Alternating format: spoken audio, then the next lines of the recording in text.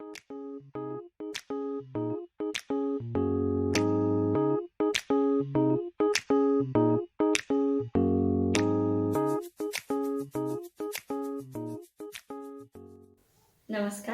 राधिकाज रेसिपीमध्ये तुम्हा सर्वांचं अगदी मनापासून स्वागत आहे। आजच्या व्हिडिओमध्ये आपण झणझणीत कोल्हापुरी मिसळ पाहणार आहोत। रेसिपी सुरू करण्याअगोदर तुम्ही जर आपल्या चॅनलवर नवीन असाल तर लगेच आपल्या चॅनलला सबस्क्राइब करा, व्हिडिओला लाईक आणि शेअर करा। चला तर रेसिपीला सुरुवात करूया।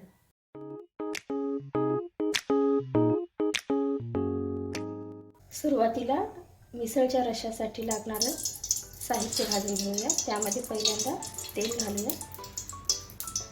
सुरुवातीला आपण खडे मसाले भाजून घेऊया। त्यामध्ये आपल्याला एक फूल आहे, एक विलायची आहे, लवंग आहे, मिरे आहे 2, त्यानंतर जिरं घालूया। जिरं झाल्यानंतर लगेच कांदे घालूया कट केलेले।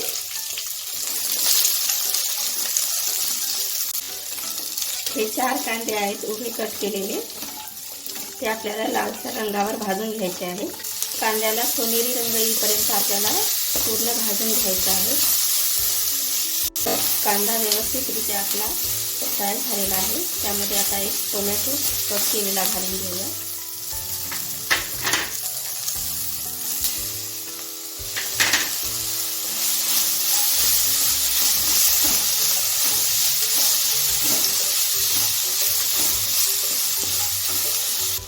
हे सर्व साहित्य आता थंड करून ग्राइंड करून घेऊया। कट फोडणी देण्यासाठी आपण सेम पॅन गॅसवरती ठेवलेला आहे। त्यामध्ये 3 पळी तेल घालून घेऊया। तेल तापलेलं आहे, त्यामध्ये आता अर्धा चमचा जिरं घालून घेऊया।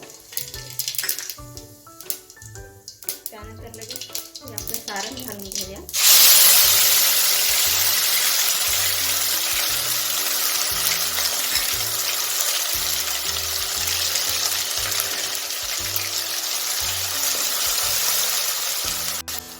ग्राइंड केलेले मसाले त्यामध्ये आपण ॲड करून घेतलेले आहे।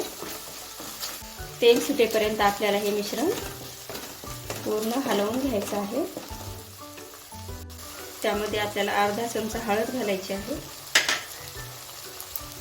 3 चमचा लाल तिखट घालायचं आहे आणि पूर्ण एकसारखं मिक्स करून घ्यायचं आहे।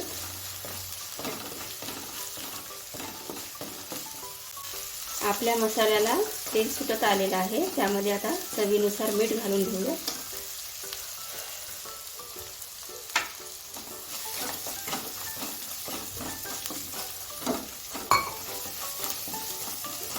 बघू शकता तुम्ही आपल्या मसाल्याला पूर्ण तेल सुटत आलेलं आहे।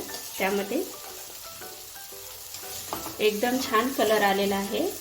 त्यामध्ये आता पाणी ॲड करून घेऊया।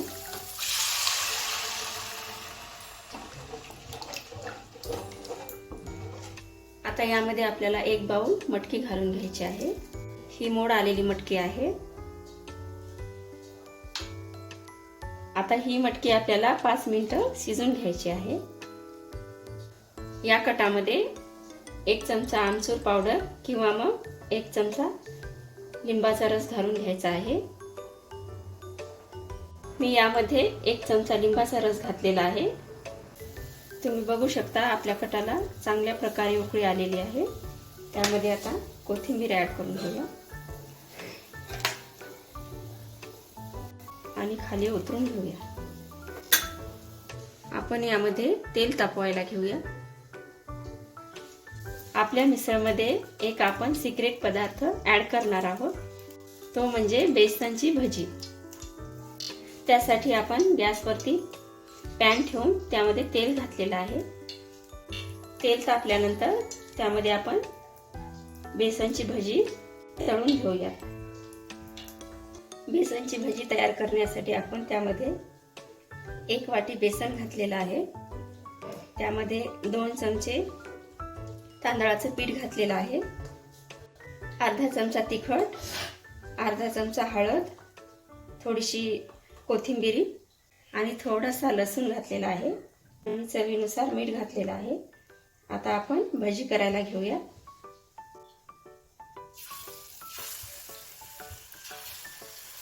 आपल्याला एकदम छोटे छोटे भजी करून घ्यायचे आहे.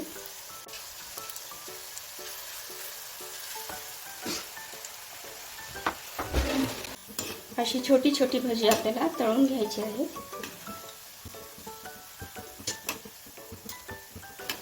आता आपली भजी तयार झालेली आहे. आता आपण काढून घेऊया.